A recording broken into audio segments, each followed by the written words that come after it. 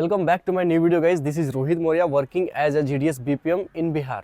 Guys GDS में job करते हुए मेरा 2 साल का एक्सपीरियंस है और इस एक्सपीरियंस के आधार पर मैं आपको आज बताने जा रहा हूं कि 2025 में जो बहाली आने वाली है GDS की, उसका डेट कब से कब तक है। कुछ लोगों का अजीबोगरीब सवाल है कि कोरोना वाले बच्चे फॉर्म को भर पाएंगे नहीं भर पाएंगे, क्राइटेरिया क्या होगा, जो पहले से प्रोसेस चला आ रहा है रिक्रूटमेंट का वो होगा या फिर इसमें कुछ चेंजिंग आएगा। ये जो बहाली है GDS की, तो वो क्या एग्जाम बेसिस होगा, इसमें एग्जाम होगा, इंटरव्यू होगा, कि जो पहले से जो ट्रेडिशनल प्रोसेस आ रहा है जैसे मेरिट के आधार पर बच्चों का सिलेक्शन होता था उसी पे होगा। इन सारी तमाम चीज़ों पे हम चर्चा करने के लिए ये वीडियो आप लोगों के बीच में लेके आ रहे हैं। तो अगर आप GDS में 2025 में फॉर्म भरना चाहते हैं और अगर आप अपना उसमें एक स्थान पाना चाहते हैं तो ये वीडियो आपके लिए बहुत ही ज़्यादा इन्फॉर्मेटिव और इम्पोर्टेंट होने वाला है। तो वीडियो के एंड तक बने रहिए, आपकी सारे सवालों का जवाब वीडियो के लास्ट तक आपको मिल जाएगा। चलिए वीडियो को अब स्टार्ट करते हैं। तो गाइज सबसे पहले मैं आपको बता दूं कि 16 जनवरी 2025 को डाक भवन दिल्ली से एक लेटर इशू हुआ और उसमें GDS 2025 में जो बहाली आने वाली है शेड्यूल फर्स्ट की, उसके बारे में तमाम सारी बातों पर चर्चा हुई है। तो सबसे पहले उस लेटर में क्या था हम वो आपको बताने जा रहे हैं। तो गाइज जब भी कोई नया बहाली आता है तो नया बहाली के पहले जो डिवीज़न है उनसे डिपार्टमेंट द्वारा सवाल किया जाता है कि आपके यहाँ कितनी सीटें वैकेंट है, मतलब कितनी सीटें खाली हैं। GDS में BPM का सीट कितना कहाँ पे खाली है, ABPM का सीट कहाँ पे कितना खाली है, डाक सेवक का सीट कहाँ पे कितना खाली है। तो इन सारे चीज़ों पे जो डिवीज़न अपना रिपोर्ट तैयार करके सारी वैकेंट सीटों का इन्फॉर्मेशन कलेक्ट करके और उसको भेजता है डिपार्टमेंट को और फिर डिपार्टमेंट उस पर इम्प्लीमेंट करता है और उसके बाद जो ऑफिशियल नोटिफिकेशन है बहाली से रिलेटेड वो आप लोग के बीच में आ जाता है। तो गाइज मैं आपको बता दूं कि अभी उसी का समय चल रहा है। जो डिवीज़न है वो 17 से लेके 22 जनवरी के बीच में जो उनके यहाँ वैकेंट सीटें हैं उसका डिटेल डिपार्टमेंट को भेजने वाला है और उसका दिन निर्धारित किया गया है 17 जनवरी से लेके 22 जनवरी तक। मतलब 17 जनवरी से लेकर 22 जनवरी के बीच में डिपार्टमेंट के लिए जो डिवीज़न है, मतलब जैसे इंडिया में बहुत सारे डिवीज़न है, बिहार में बहुत सारे डिवीज़न है, बिहार एक सर्किल है या फिर हरियाणा एक सर्किल है या फिर उत्तराखंड एक सर्किल है और उस सर्किल में बहुत सारे डिवीज़न होते हैं। ठीक है, तो जो डिवीज़न है अपने एरिया का जो वैकेंट सीट है वो डिपार्टमेंट को 22 तारीख के पहले भेज देगा और फिर 22 से लेकर 24 तक सारे चीज़ों को, सारी इन्फॉर्मेशन को जो डिपार्टमेंट है कलेक्ट करेगा और फिर 29 जनवरी को जो ऑफिशियल नोटिफिकेशन है बहाली से रिलेटेड कि कितनी सीटों पे वैकेंसी आने वाली है, किस स्टेट को कितनी सीटें दी जाएंगी, किस सर्किल को कितनी सीटें दी जाएंगी, किस डिवीजन को कितनी सीटें दी जाएंगी। तो इन सारे चीज़ों पे जो ऑफिशियल नोटिफिकेशन है वो 29 जनवरी 2025 को आपके बीच, आपके सामने indiapostgds.online.gov.in पे आपको देखने को मिल जाएगा। तो फिर 29 को सारी चीज़ें क्लियर हो जाएंगे कि बहाली कितने सीटों पे आ रही है, कहाँ पे कितना सीट मिला है, BPM के लिए कितना सीट है, ABPM के लिए कितना सीट है। तो हमारा ध्यान सिर्फ 29 जनवरी के ऊपर टिका हुआ है, लगा हुआ है। 2025 के फर्स्ट शेड्यूल में कितनी अधिक सीटों पे जो बहाली है इस बार देखने को मिलेंगी गाइज। और आप सभी लोगों को पता है कि जो GDS में जो बहाली होती है उसमें जो एज लिमिट होता है वो 18 से लेकर 40 वर्ष के बीच के लोग उसमें फॉर्म को अप्लाई कर सकते हैं। वो इंडिया के किसी भी कोने से हो, मेल या फीमेल, जहां चाहे वहां पे फॉर्म को भर सकते हैं। जितने भी दोस्त हैं, मित्र हैं, बंधु हैं, मैं सभी लोगों से ये बोल देना चाहता हूं कि अगर आप 2025 में फॉर्म भरने वाले हैं, GDS में इंटरेस्ट रखते हैं, तो आप अपना जो सर्टिफिकेट है, कास्ट सर्टिफिकेट या कैटेगरी सर्टिफिकेट जो भी हो, वो आप जाके सेंट्रल लेवल का अभी से बनवाने की तैयारी में लग जाइए, क्योंकि 10 दिन 12 दिन में आपका सेंट्रल का सर्टिफिकेट आ जाएगा। जब आपका सेंट्रल का कास्ट या कैटेगरी सर्टिफिकेट बन जाएगा तो वही सर्टिफिकेट आपके डॉक्यूमेंट वेरिफिकेशन, मतलब कि जब आपका लिस्ट में नाम आ जाएगा उसके बाद जो डॉक्यूमेंट वेरिफिकेशन होगा ना, तो उस सर्टिफिकेट का वहाँ पे बहुत अधिक महत्व बढ़ जाएगा और उस सर्टिफिकेट का इस्तेमाल आप वहाँ पे करेंगे। तो ये सब चीज़ें इंसान मिस कर देता है। तो इसलिए मैं पहले ही आप लोगों को सचेत कर देना चाहता हूँ कि आप लोग जाके अपना जो कास्ट या कैटेगरी सर्टिफिकेट है वो सेंट्रल का अभी से बनवाने के चक्कर में लग जाए। इसके अलावा जो आपके इंपॉर्टेंट डॉक्यूमेंट्स है आप उन सारे डॉक्यूमेंट्स को अभी से संभाल के रख ले, क्योंकि बहाली जस्ट 10 दिन के बाद आपको देखने को मिलेगी।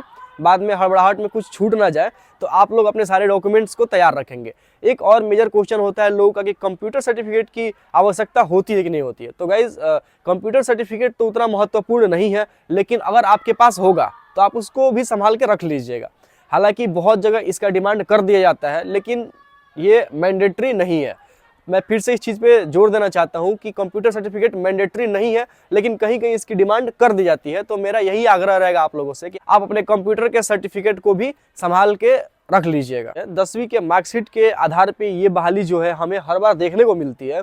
तो बहुत लोगों का सवाल इस बार ये रह रहा है कि इस बार जो बहाली आएगी वो 10वीं लेवल की रिजल्ट पे बनेगी या 12वीं लेवल के रिजल्ट पे बनेगी।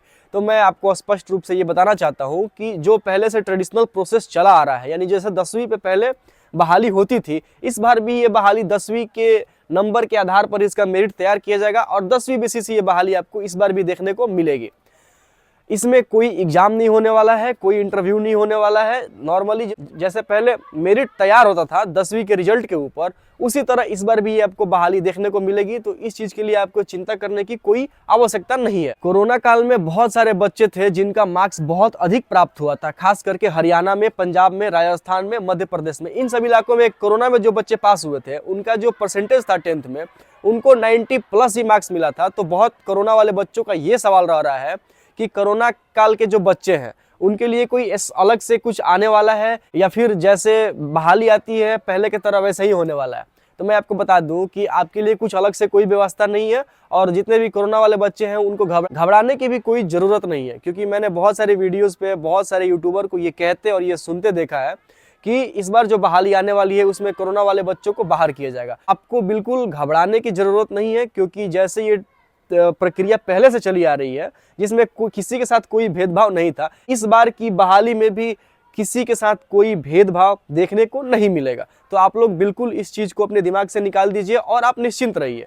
बस 29 जनवरी तक इंतजार कीजिए, उसके बाद जैसे ही बहाली आती है आप अपना फॉर्म भरिए, अच्छा जगह सेलेक्ट कीजिए, अच्छा डिवीजन सेलेक्ट कीजिए और इस बार 2025 में एक नौकरी में अपना एक स्थान जरूर पाइए। और गाइज एक मेजर क्वेश्चन और है कि जो जीडीएस की बहाली है, तो जीडीएस की बहाली के बाद सैलरी क्या होगा, क्योंकि जब सैलरी की बात करते हैं तो जो बेसिक सैलरी होता है वो जीडीएस बीपीएम का जो बेसिक सैलरी है वो 12,000 होता है और जो एबीपीएम है उनका जो बेसिक सैलरी होता है वो 10,000 होता है। तो बहुत लोगों का कन्फ्यूजन है कि 10,000 और 12,000 की नौकरी पे हम लोग अपने घर से बाहर कैसे जाए। मैं आपको स्पष्ट रूप से एक बात बताना चाहता हूँ कि 10,000 और 12,000 बेसिक सैलरी है, इसके अलावा ऑफिस मेंटेनेंस के नाम पे आपको 250 या 500 रुपए मिलते हैं और प्लस जो डीए होता है अभी 53% है। यानी कुल मिला के लगभग अभी जो बच्चे ज्वाइन करेंगे 2025 में उनकी सैलरी लगभग 19,000 साढ़े 19,000 से अपना शुरुआत करेंगे। इसके अलावा जब 8वां पे कमीशन लागू हो जाएगा तो उनकी सैलरी लगभग 25 से 30,000 के बीच में होने की पूरी संभावना है। तो सैलरी की चिंता छोड़िए और अभी आप अपने डॉक्यूमेंट्स को संभालने पे और फॉर्म भरने पे ध्यान लगाइए। जाते जाते एक लास्ट सवाल जो बहुत ही इंपॉर्टेंट सवाल है कि ये जॉब परमानेंट है कि नहीं है। तो जितने भी लोग घबराते हैं और बोलते हैं कि ये जो जॉब है जीडीएस का वो परमानेंट नहीं है, उसके बारे में मैं आपको स्पष्ट ये बताना चाहता हूँ कि अगर कोई इंसान बोले कि ये परमानेंट जॉब है नहीं है, उस पर आपको ध्यान देने की कोई ज़रूरत नहीं है।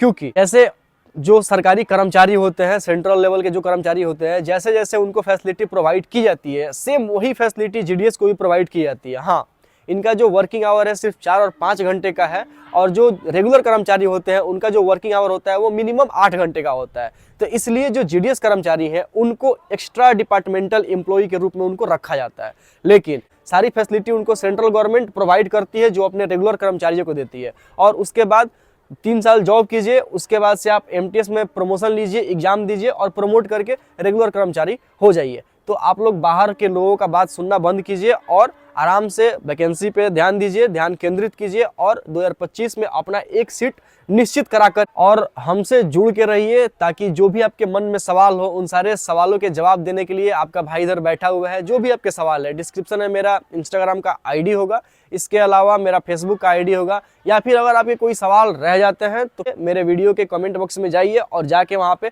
अपने क्वेश्चन को ड्रॉप कीजिए। इंस्टाग्राम पे हमें फॉलो कीजिए, वहाँ पे आपके जो सवाल है वो हमसे कीजिए, आपके सारे सवालों के जवाब मैं आपको दूंगा। अगर जरूरत होगी तो आपके सवालों के ऊपर मैं वीडियो भी लेके आऊंगा। तो आप लोग बिल्कुल निश्चिंत रहिए, जितना भी आपके मन में सवाल चल रहा है, जितना भी कंफ्यूजन चल रहा है वो मेरे ऊपर छोड़ दीजिए, आप लोग बहाली पे ध्यान दीजिए। चलिए इस वीडियो को करते हैं यहीं पे खत्म, मिलते हैं अगले वीडियो में। फिलहाल के लिए दीजिए हमें इजाजत, नमस्कार।